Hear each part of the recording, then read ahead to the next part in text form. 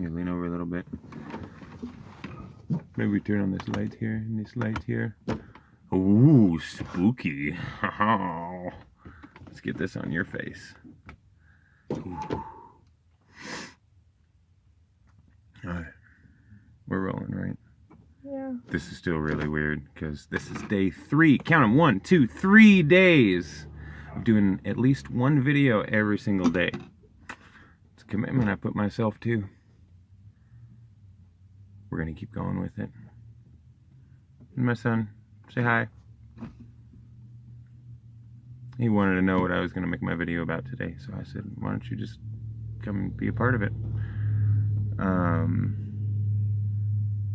About 2 years ago, almost exactly 2 years ago actually, I was sick. I got some kind of chest cold or something like that, and I lost my voice for maybe 2 days, 3 days, and this was a time when I didn't have my kids, so it was just me. It was before I was married again. And I don't really like this light. That's better. That one's okay on you. Wait, is it better on? No, it's better off. Okay. Yeah. So I was sick. I lost my voice, which for me is like kind of a travesty because I like to talk. I love to sing. I've been singing ever since I was a little guy. But so for this one day, I decided that I would do an experiment. The experiment was that from the time I decided it, which was shortly after I woke up, I would pay attention to everything, like hyper attentive. So even when I made my tea,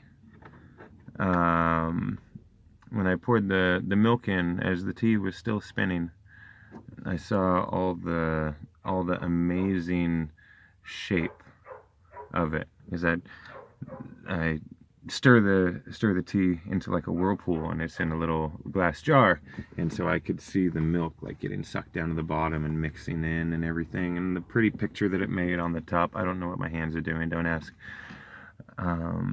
And it was just a beautiful thing. It was like a piece of artwork that's there for just a moment and then is gone, and then summarily gets drank by yours truly. So I wrote that down. I wrote down my observations about the tea. And all throughout the day, I wrote down little things like this. I even wrote down thoughts about like how early I woke up or how late I woke up. I can't remember which it was, but you know, just every little thought that came to mind.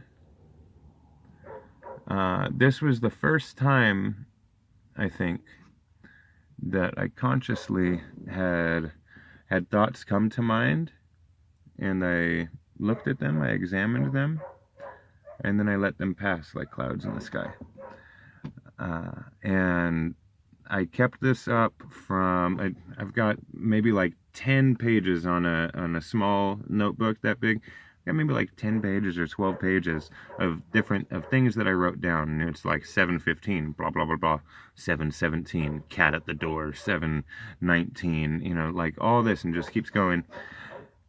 I finally quit doing this experiment at about 1 o'clock in the afternoon because it was too taxing for my brain, and even my body was feeling a bit overwhelmed by this hyper attentive state that I was in.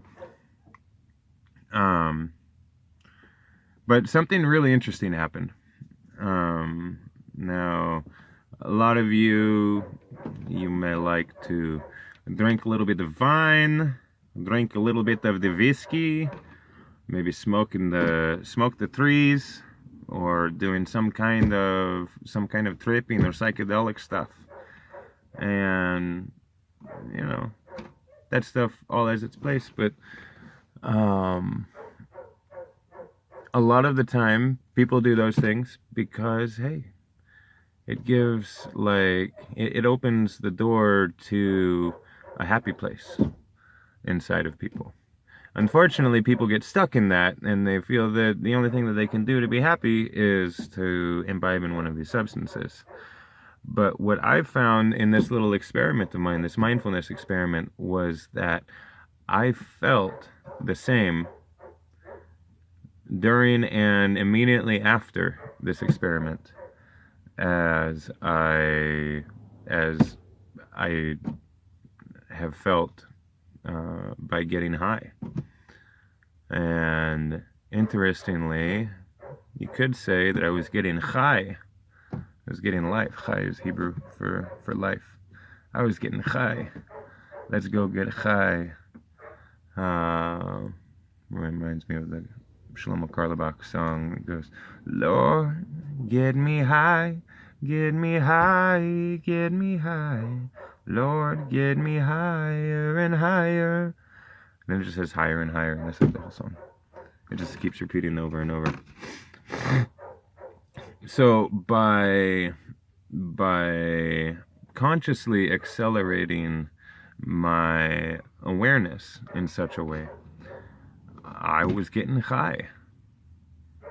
And so what I think is really the big thing from any kind of mind-altering substances, well, obviously it alters your state of mind, alters your perception. But I think the big reason that it does this is because it forces us into momentary understanding and clear. I just moved the phone when I did that. Whoa. It forces us into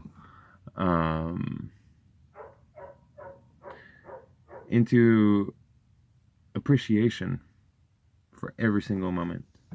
Like I said in one of my other videos, every single moment we have a death and a rebirth. A lot of people, or maybe for most people, death is understood only at the end of life. For me, death is understood to be at the end of every moment. And so we can take it down to even something as simple as this. You breathe in and hold it. That's life. Now you breathe out and hold it, and that's death.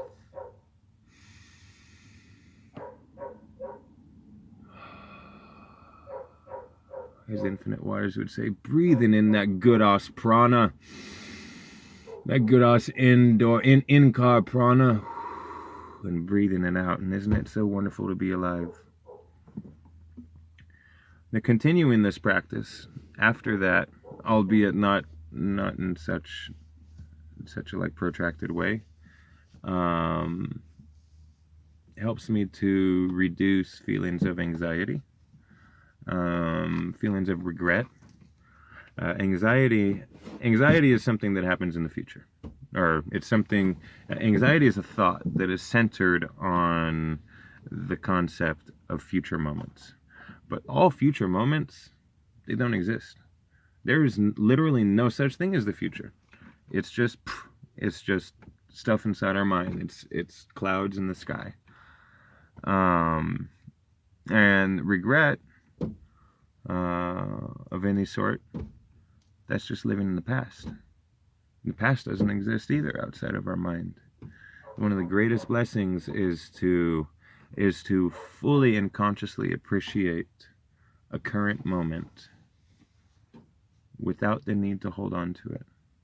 When the moment is over, it goes to the past, and it flitters away into nothingness again. Just like how at the end of our body's capability to be a good machine for our consciousness, then our body flits away, and our consciousness, or our spirit, and neshama, it goes on to the next realm.